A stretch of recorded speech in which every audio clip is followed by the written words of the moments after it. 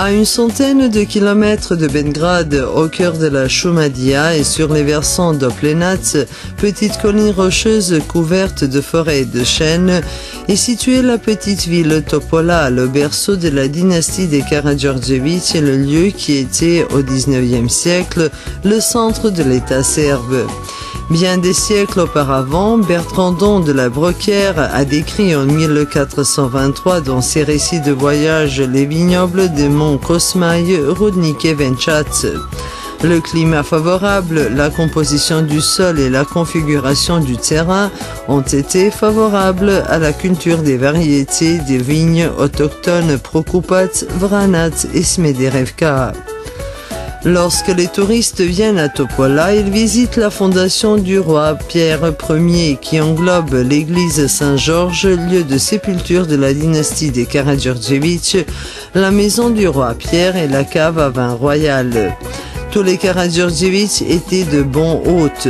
C'est une famille royale qui provient du peuple dont elle ne se distinguait jamais et tentait d'être un modèle à suivre en tout. Le roi s'intéressait à la culture de la vigne, ainsi il a fait planter les meilleures variétés de vignes d'Europe sur environ 30 hectares de versants d'Oplenac. Le vignoble royal est devenu une pépinière de variétés de qualité demandées par les fermes expérimentales, les écoles d'agriculture et les consommateurs.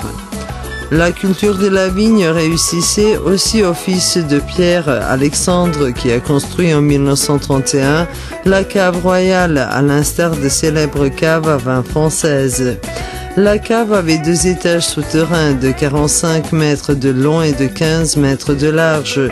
Tous les tonneaux y sont conservés encore aujourd'hui et même 3 tonneaux offerts par le peuple serbe, croate et slovène en 1922 au roi Alexandre comme cadeau de mariage.